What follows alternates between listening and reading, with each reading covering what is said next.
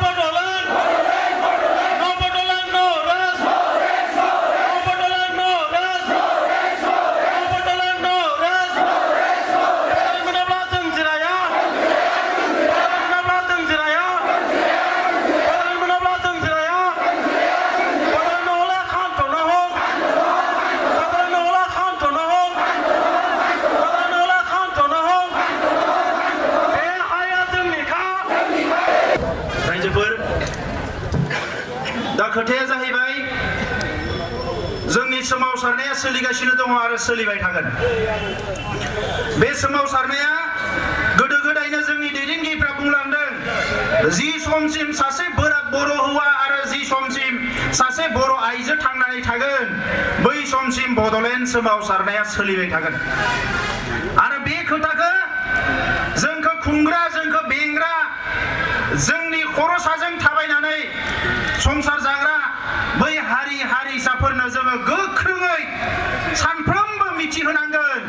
जे बर' हारिया 5,000 सुबुंनि जिउ गोमानायनि उनाव 25,000 सुबुङा जेल जानायनि उनाव जोङो आखाइ गोजायै न'आव थांफिननो फैयाखै जोंनो জাস্টিস नांगोन আমি আজি এইটোকে ক'ব বিচাৰিছো আমি ইয়াৰ ভূমিপুত্ৰ এইটো আমাক সান্তনা দিব ক'লে নহ'ব এইটো আমাক সান্তনা দিবলৈ পেপাৰে পত্ৰই লিখিলে নহ'ব এইটো ইতিহাস আৰু এই ইতিহাসটো ইয়াত লিপিবদ্ধ হৈ আছে এই ভূমিটো যদি কোনোবা খান্দি চাই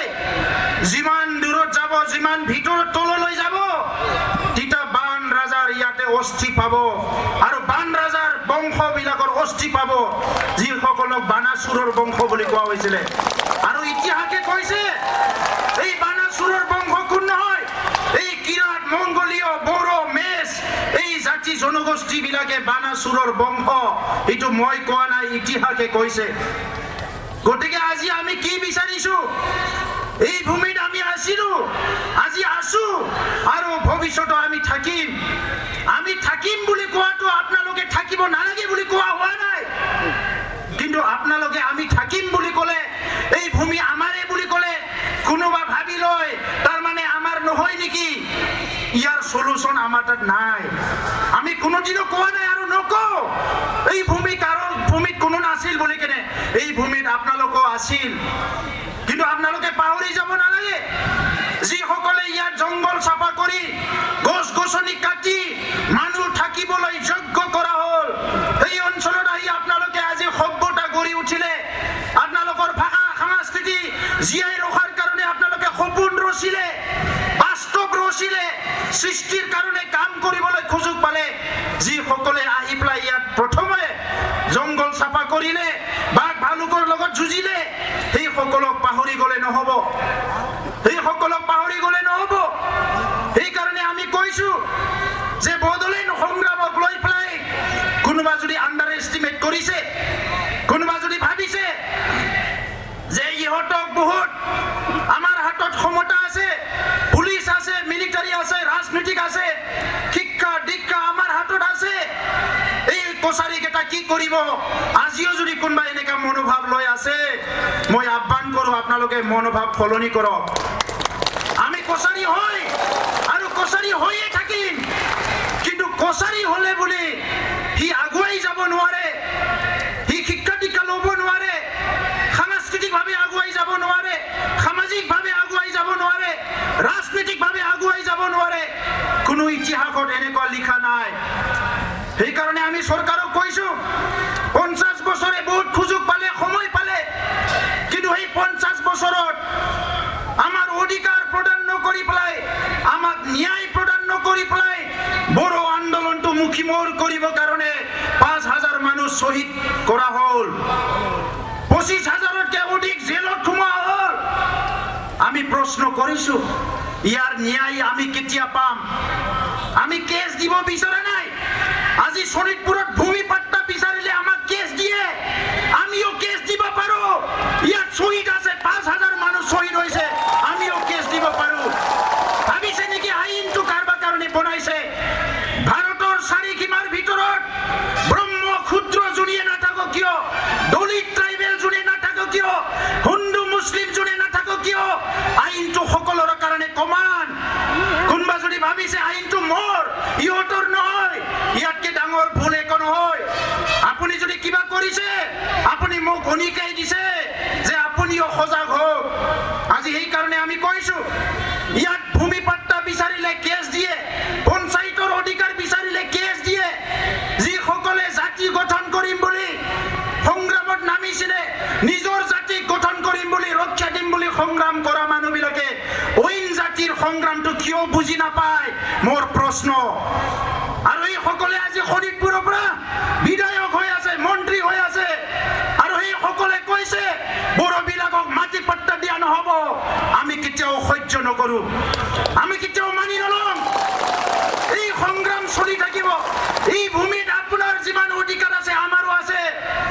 এই ভূমিত তৰুণ গগৈ প্ৰফুল্ল মহন্ত কোনোবা নেতাবিলাকৰ যিমান অধিকাৰ আছে আমাৰো আছে ইয়াত কোনোবা মনমোহন সিং নৰেন্দ্ৰ মোদীৰ ভাৰতত যিমান অধিকাৰ আছে আমাৰো সিমান আছে সেইটো ভাৰতৰ সংবিধানে কৈছে গতিকে আজি আমি লাজ পাইছোঁ এলপি স্কুলৰ কাৰণে সংগ্ৰাম কৰিব লাগে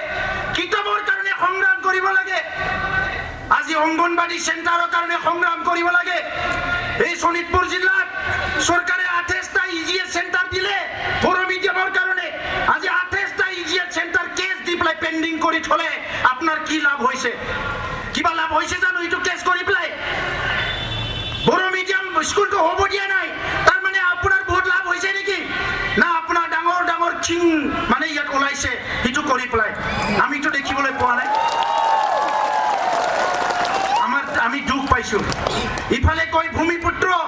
একেলগে থাকিম আমি যেতিয়া মনটো ঠিক কৰোঁ একেলগে থাকিম যেতিয়া আমাক আৰু মনত পেলাই দিয়ে আপোনালোকেতো ইয়াৰ কাৰণে যোগ্য নহয় আমাক পুনৰ মনত পেলাই দিয়ে তো সেইকাৰণে আজি বড়োসকলৰ সংগ্ৰামটো এটা ন্যায্য প্ৰাপ্য অধিকাৰৰ কাৰণে সংগ্ৰাম এইটো আমি সৃষ্টি কৰা সংগ্ৰাম নহয় এইটো পৰিৱেশে সৃষ্টি কৰা সংগ্ৰাম আৰু এনেকুৱা সংগ্ৰাম অকল বড়োলেণ্ড নহয় আজি বিদৰ্ভ ৰাজ্য বিচাৰিছে গোৰ্খালেণ্ড বিচাৰিছে তেলেংগানা বিচাৰিছে ইয়াত মানে ঝাৰখণ্ড বিচাৰি আছিলে এই সকলোকে কৈছিলে এটা সময়ত লালু প্ৰসাদ যাদৱে আজি হীৰা শৰণীয়া ডাঙৰীয়াই বোলে কৈ আছে মই থাকালৈকে বড়োলেণ্ড হ'বলৈ নিদিওঁ কোন হীৰা শৰণীয়া এইটো যি হীৰা শৰণীয়াই এটা সময়ত উপনিবেশিক শাসন বুলি ভাৰত ৰাষ্ট্ৰৰ তলত নাথাকো বুলি সংগ্ৰাম কৰিব গ'ল আজি সংগ্ৰামীসকলক আধা ৰাস্তাত এৰি আহি আজি ভাৰত চৰকাৰৰ শৰণাগত হৈছে দৰমহা খাই আছে ভাৰত চৰকাৰৰ আৰু এইসকলে বড়োসকলক মনত কৰি দিব আহিছে আপোনালোকে এইটো ভাল কৰিছে এইটো ভুল কৰিছে আপুনি জীয়াই থাকিব বা নাথাকিব ইয়াৰ আমি কোনো কথা আমি চিন্তা কৰিব নোৱাৰো কিন্তু বড়োসকল ভূমিপুত্ৰ হিচাপে ইয়াৰ ন্যায় পাবই লাগিব এই কথাটো আমি কেতিয়াও মানে হাৰ নামানো ইয়াৰ কাৰণে আমি কেতিয়াও পিছ নহকো তো এই কাৰণে আজি অসম চৰকাৰ ভাৰত চৰকাৰ ৰাজনীতিৰ নামত ৰাজনীতি কৰিলে নহ'ব ইলেকশ্যন আহিলে লম্ফ জম্ফ কৰিলে নহ'ব যোৱা ইলেকশ্যনৰ আগত পাৰ্লিয়ামেণ্ট ইলেকশ্যনৰ আগত বিজেপিয়ে কৈছিলে আমি যদি ক্ষমতালৈ ভূমি পাট্টা দিম আৰু 5 মাহ আছে চৰকাৰ আৰ পি শৰ্মা ডাঙৰীয়া পাহৰি গ'ল আমার নিখিল বড় ছাত্র সন্থাৰ অফিসত যাই কৈছিলে মই যদি এপছৰ কথা নামানো এপছৰ লগত নাথাকো মোৰ পাপ লাগিব আমি পাপ দিব বিচৰা নাই তেখেতে জীয়াই থাকক দীৰ্ঘায়ু হওক আৰু জাতিৰ কাৰণে দেশৰ কাৰণে কাম কৰিব পাৰক কিন্তু এই কথাটো আমাক ক'ব নালাগিছিলে হয়তো 50 বছৰ আগৰ কছাৰী বিলাকক ক'লে পাহৰি গ'লহেঁতেন এক গিলাচমান আপং খাই পেলাই আৰু এই আজি এই কছাৰী বিলাক নাই আজি এই কছাৰী নাই এসেম্বলি ইলেকশনৰ আগত ক'লে এমএলএ ক্যান্ডিডেট বিলাকে আমাক জিকাই দিয়ক আমি ভূমি পাট্টা দিম সেই একে এমএলএ বিলাকে এতিয়া কৈছে বড়ো বিলাকত ভূমি পাট্টা দিব নালাগে ৰাস্তা ঘাট বনাব নালাগে তাত কাৰেণ্ট দিব নালাগে স্কুল গঠন কৰিব নালাগে তেনেহলে আমাৰ ৰাস্তা আমি লোৱাত কি ভুল আছে আমাক যদি এনেকাই কৰে আমাক পৃথক কৰি দিয়ক যদি আমাক আপোনাৰ মৰম কৰিবলৈ সাহস নাই সন্মান দিবতো আপোনাৰ সাহস নাইয়ে আমাক আমি আপোনাক যুগে যুগে সন্মান দিলো আমাক এক কিঞ্চিত সন্মান দিব নোৱাৰে মৰম দিবলৈ সাহস নাই তেনেহলে আপুনি আমাক ধৰি ৰাখাৰ কি যুক্তি আছে আমাক বিদায় দিয়ক সেইটোৱে সবচেয়ে ডাঙৰ সলিউশন কিন্তু আমি কথা দিছো সিদিনা কোনবাই লিখিছে ফেসবুকত মোৰ বিৰুদ্ধে এইবিলাকৰ টিভি বিলাকত কিয় বজায় কিয় নবজায় বহুত কথা লিখিছে কিন্তু টিভিত বজাক বা নবজাক আগতো টিভি নাছিলে তথাপিতো বড়ো আন্দোলন চলি আছিল পেপাৰ নাছিলে তথাপিতো বড়ো আন্দোলন চলি আছিল কিয়নো বড়ো আন্দোলনটো টিভি ৰেডিঅ'ৰ লগত নহয় বড়ো আন্দোলনটো বড়োসকলে জীয়াই থকাৰ এটা আকাশ লৈ পেলাই এটা সংগ্ৰাম এই সংগ্ৰামটো মিডিয়াৰ লগত নহয় আজি গুৱাহাটীৰ কিছুমান মিডিয়া আমাৰ শোণিতপুৰ বা এই অঞ্চলৰ মিডিয়া যিবিলাকে লিবাৰেল এটা দায়িত্ব লৈ আছে সমস্যাবিলাক উত্থাপন কৰি আছে সেই সকলক হঠাৎ কৰিবৰ কাৰণে কিছুমানে ফেসবুকত লিখিছে ইহঁতৰ নিউজ বিলাক দিব নালাগে আজি সবৰ হাতে হাতে এন্ড্ৰইড মোবাইল আছে ইউটিউব চেনেল আছে সব আছে আপুনি কিমানক বাধা দি ৰাখিব এইটো বাধা দি ৰাখাটো ভুল হ'ব এইটো হল আমাৰ বাস্তৱ আজিৰ বাস্তৱটো হৈছে অসম চৰকাৰ ভাৰত চৰকাৰে আমাক ন্যায় দিব পৰা নাই এই কাৰণে আমি সংগ্ৰাম কৰিছো এইটো বাস্তৱ আৰু এই বাস্তৱটো কোনো লুকাই ৰাখিব নোৱাৰে এই কাৰণে আমি চৰকাৰক আহ্বান কৰিছো অতি শীঘ্ৰে 2019ত কোনোবাই যদি ক্ষমতাত আহিবলৈ বিচাৰিছে অতি শীঘ্ৰে বদলেন সমস্যা সমাধানৰ কাৰণে কাম কৰক আমি জিকিব নোৱাৰো কিন্তু আমি হাৰাব পাৰো ৰাইজ আমি জিকিব নোৱাৰো অকলে কিন্তু আমি হাৰাব পাৰো XYZ যাক ইচ্ছা কৰে আমি তাকে হাৰাই দিব পাৰো টকা পইচা থাকিলেও লাভ নহব আমাৰ মাজত কিছুমান দালালি সৃষ্টি কৰিছে গাঁৱে গাঁৱে এৰি দিছে এই দালালি বিলাকে একো কামত নাহিব আগতো কামত অহা নাই আমাৰ লগত এতিয়াও কামত নাহে সেইকাৰণে যিখিনি সময় বাচি আছে এই সময়ৰ সৎ ব্যৱহাৰ কৰক মই সৰ্বানন্দ সোণোৱাল ডাঙৰীয়াকো আহ্বান কৰিছো আপুনি জাতীয় নায়ক জাতীয় সংগঠন নেতৃত্ব দি আহিছে জাতীয় সমস্যাবিলাক বুজি পায় আজি যদি ৰাজনৈতিক এটা ৰাষ্ট্ৰ পৰ্যায়ৰ দলৰ নেতা হোৱাৰ লগে লগে ক্ষুদ্ৰ ক্ষুদ্ৰ জাতি হত্যাবিলাক যদি পাহৰি যায় ইয়াতকে দুৰ্ভাগ্যজনক একো নহ'ব নিজৰ 5 বছৰটোতো আপুনি ভালকে পাল কৰিব 5 বছৰৰ পিছত কিন্তু ইতিহাসটো আপোনাৰ ওপৰত লিখা আৰম্ভ কৰি দিব এই ইতিহাসত কি কি শব্দ বাক্য ব্যৱহাৰ কৰিব এইবিলাক কিন্তু আমি গ্যাৰান্টি দিব নোৱাৰো আমি ক'ব নোৱাৰো এই কাৰণে সাজু হৈ থাকক रायजोफोर एक नम्बर लामाया जाहैबाय सोमावसारनाय ओंखायनो जों सोमावसारदों सरकारा जोंनो रायलायाखै नङा रायलायदों रायजोफोर अफिसारफ्राबो खनले खनले रायलायदों जुलाइ मासनि 5 अक्ट'आव ट्राइपार्टाइट टक जादों दिल्लीयाव नोंथांमोना नुदों पेपाराव टिभियाव होम मिनिस्टारा फैनानै बुंदों जे नोंथांमोननि जेंनाखौ सल्भ खालामगोन जों बुंदों नोंथाङा समाय गैया सासे होम मिनिस्टार 100 कोटी मानसिनि होम मिनिस्टार सासे मन्त्रि हो जोंनो जायजों जों थाब थाब रायलायनो हायो बिथाङा बुंबाय मन्त्रि होलायलाया आंनो रायलायगोन जुलाइनि मास मोननै खावसेनि उनाव जोंनो रायलायनो गोनांमोन मास मोनथाम जाबाय दाबो रायलायाखै ओंखायनो जोंबो जिरायना थायाखै रायजोफोर बे राजनितिनि मानसिफोरखौ बारा बिश्वास खालामनो हाया जोंहा जोंनि लामाखौ जोंहा क्लियार खालामनांगोन ओंखायनो मास मोननै खावसे जोबासावनो जोङो चिरां जिल्लायाव दाख्लै सुबुं गौमा लादों सुबुं गौमा लानाय लोगो लोगो बागदावखांदों बिसोरो माथो जिरायना थायाखिसै बिसोरलाय होननानै लोगो लोगो जोङो दिनै घरामारियाव लाफिनबाय आरो बिनि उनाव बाक्सा उदालगुरियाव जागोन नभेम्बराव दिल्लीयाव जागोन जोंनि जेंना सुस्रांनायनि मोनसेल' लामायानो जाहैबाय सोमावसारनाय मानोना जोंहा नांगौ बायदि एमएलए मन्त्रि गैया दिनै बिदर्भआव 10 जन एमपि दङ बिजेपिनि बिथांमोना बिदर्भ रायजो दागोन होननानै एमपि जानानै फैबाय लिरना होलायलायबाय बिदर्भ रायजोखौ दायाखिसै गुरखालेन्डआव मा जाखो गुरखालेन्ड होगोन होननानै लिरना होनानै बिथांमोना एमपि जाबाय मन्त्रि जाबाय दिनै गुरखालेन्डखौ होआखिसै जायनि थाखाय दिनै गुरखालेन्डआव सोमावसारनाया गोख्रों जाबाय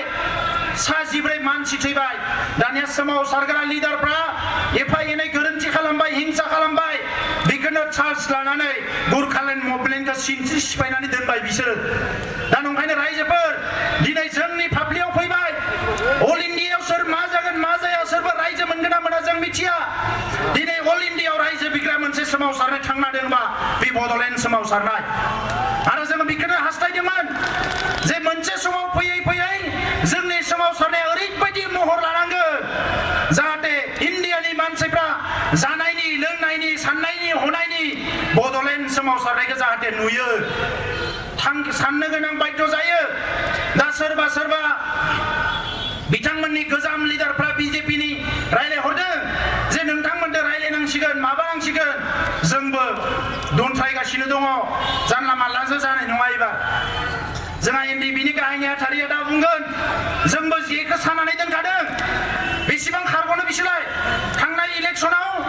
इन्डियानि देरसिन पार्टी बिजेपिया गावसोरनि इलेक्सननि फोसाव बिलाइयाव मेनिफेस्ट'आव लिरनो गोनां जादों जों पावाराव फैयोबा बड'लेण्डखौ जेंनाखौ फोजोबगोन नैबे 5 बोसोराव बिसोर जेंनाखौ फोजोबाखै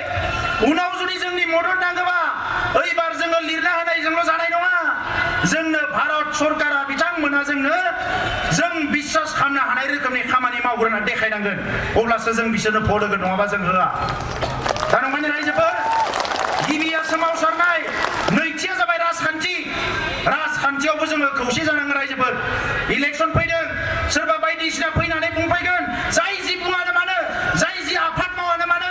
सोमावसारालासिनो बर'फ्रा सिबिं गरसेबो मोनाखै रायजोफोर बिजि थसेबो मोनाखै ओंखायनो सोमावसारनायजोंनो राजनितियावबो थांफानांगोन जों बयबो खौसे जानांगोन रायजोफोर दा नै एनडिबि प्रग्रेसिभ एनडिबि मोननैबो खौसे आफाद हिसाबै खौसे जायाखै नाथाय बिथांमोना ज' गभर्नमेन्टजों सावरायबाय जोंनि थाखाय मोजां खोथा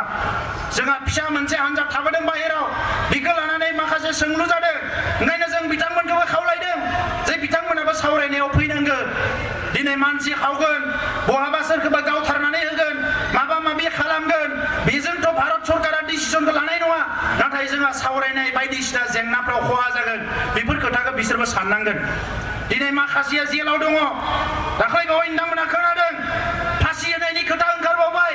बेखौ लानानै चिरांनि सुबुं गौमायाव जोङो सरकारखौ वार्निं होदों वार्निं सिदा होदों जोङो बिथांमोनखौ जे दिनै बिथांमोना फासि होनायसिम थांबाय नाथाय जोंनो न्याय जि होनांगोन थार बिजिरनाय जि होनांगोन जास्टिस जि होनांगोन बे खोथाखौ सानाखै ओंखायनो जों बुंदों दिनै जोंनि सोरबा संग्रामिखौ जुदि बिथांमोना बे लेभेलाव लाङोबा जोंबो बिथांमोना जे जोंनि 5,000 मानसि बुथारबाय बेखौ जोङो कर्टआव लाबोनांगोन होननानै आरो बे कर्टआ आसामनि कर्टआ लायाबा मा जानो सुप्रिम कर्टआव लाबोगोन सुप्रिम कर्टआव लायाबा मा जानो इन्टारनेशनेल कर्टआवबाबो लाबोनांगोन जों बिनि थाखाय रेडि जानांगोन रायजोफोर जोङो रावजोंबो गंलायनाय नङा दा बिदि होनानै आं सोरखौबा सिलाय लानानै गावलाबायनो हिंसा खालामनो थिनाखै रायजोफोर हिंसानि फिथाइया हिंसायानो जायो जों हिंसाखौ नागारनांगोन आन्दलनाबो जिउ थायो रायजोफोर दिनै जोंनि आन्दलना बयजोंबो लासै लासै अनसायजाबोनो हमदों सारा इन्डियायावनो मोनसे पपुलार आन्दलन जानो नागिरदों अफिसारफ्राबो दिनै बाख्नायनो गोनां जादों जोंनो माने पारमिसन नङाबाबो आन्दलन खालामनो होग्रा मोनसे थासारि फैबाय दा बेखौनो जोङो खाबु लानांगोन गोबां जायगायाव दा नंखायनो रायजोफोर बे आन्दलनखौ डिसिप्लिन सोरबाया जंखायनो हानाय बायदिसिना बुंनो हानाय बड'लेण्ड मोनागौमानि मालाया जोंखौ गाज्रि आखल दिन्थिदों जोंहा रावखौबो दिन्थिनाङा खाथि खालायाव थानाय मानसिफोरजों मोजां सोमोन्दो दा रायजोफोर मोजां सोमोन्दो लाखि राजखान्थियाव जोङो खौसे जानांगोन आरो बिनि उनाव लास्टआव थामथि जोंहा खोथाया जाहैबाय दिनै जोंनि गेजेराव दिनै गुबुन हानजायाव बारस्लायनाय मानाय गोबां मानसिफोर ओंखारदों ओंखाम गैया माइरं गैया बायदिसिना साख्रि बाख्रि गैया होननानै लाइमोनफ्रा गुबुन पार्टिफ्राव जाय पार्टिफ्रानिखि जोंखौ थगायो सोबख'यो बेफोराव थ्रोब हाबदों बेखौ खिन्थु साबधान खालामनांगोन रायजोफोर जोंनि सुथुरनि गोसोआ सोलायाखै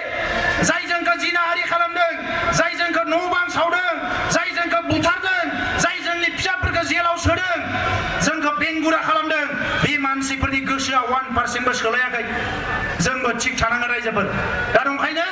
जोङो थिग जानांगोन मालाया जोंखौ गावस्रा होगोन जों गावस्राना गावस्राया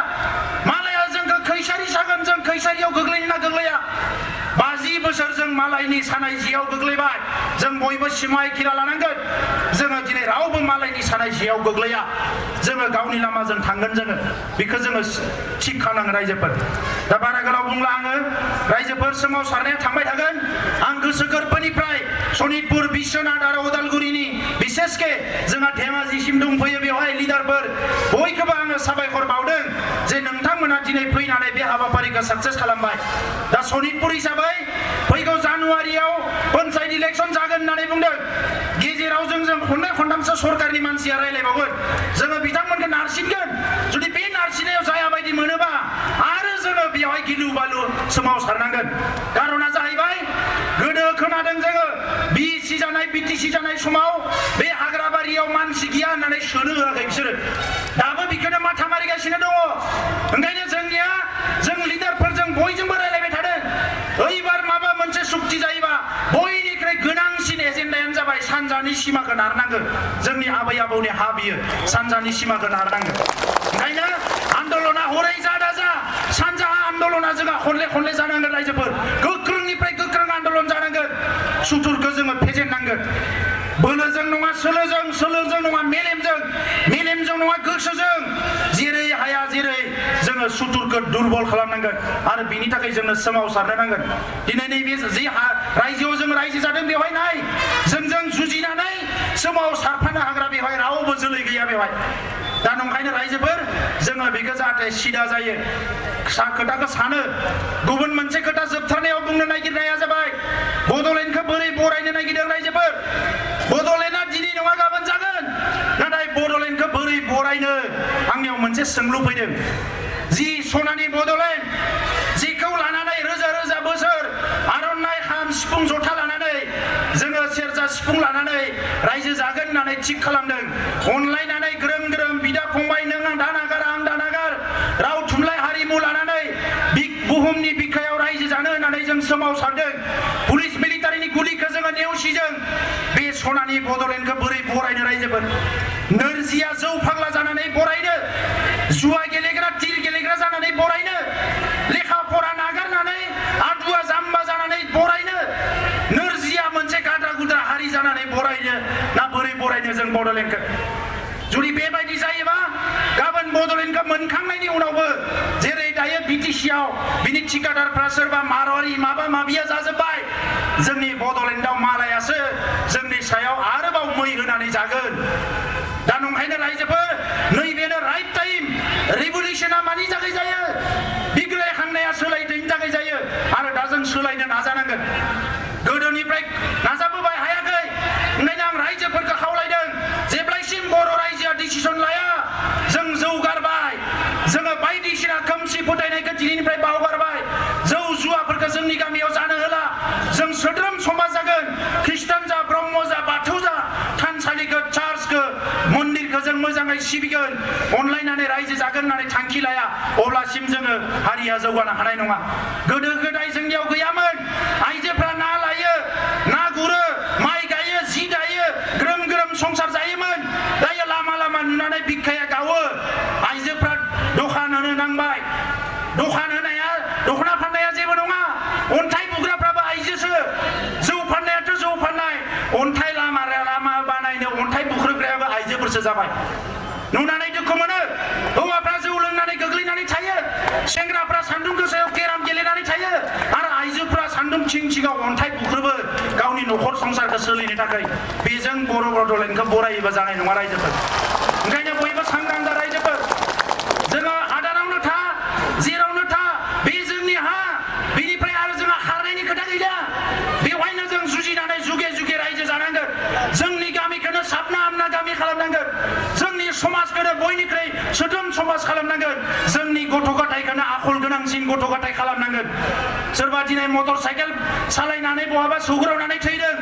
जौ लोंनानै सौग्रावनानै थैदों हिनजावसा जा हौवासा जा बिमा बिफाया रांखान्थियाव दुरबल जानानै गोदाव सोराव जानो हमदों बेफोरखौ खिन्थु कन्ट्रल खालामनांगोन रायजोफोर कन्ट्रल खालामनांगोन लेखा फरायनायखौ गोसो होनांगोन दा गोबां खोथा दङमोन आं बुंला जोंहा दैदेनगिरिफ्रा बुंबावगोन रायजोफोर लोगो मोननानै गोसोखौ थुलुंगाखांनाय मोनदों जोङो बेखौनो सानदों जे बे सोमावसारनायखौ मोनसे फिनिशिंआव लाबोनांगोन आरो दिनै बयनिख्रुइ मोजांसिन बोथोरा जोंनियाव फैबाय मोनसे समाव एनडिपि एबसु नायलायनो हायामोन बिएलटि एनडिपि नायलायनो हायामोन दिनै जोंनियाव मोनसे थासारि फैबाय जोङो दिनै गासैबो जोंनि दुखु मोननाय खुद्रिनाय गावजों गाव गाराय जालायलायनाय जखम जालायलायनाय बेखौ बावनानै बर'नि सार्थआव जोङो खौसे जानो फैदों आरो खौसेया दिनै जाबाय ओंखायनो दिनै आइ आफा रायजो राजा बयबो ग्रोम ग्रोम ओंखारनानै जेरैखि जाया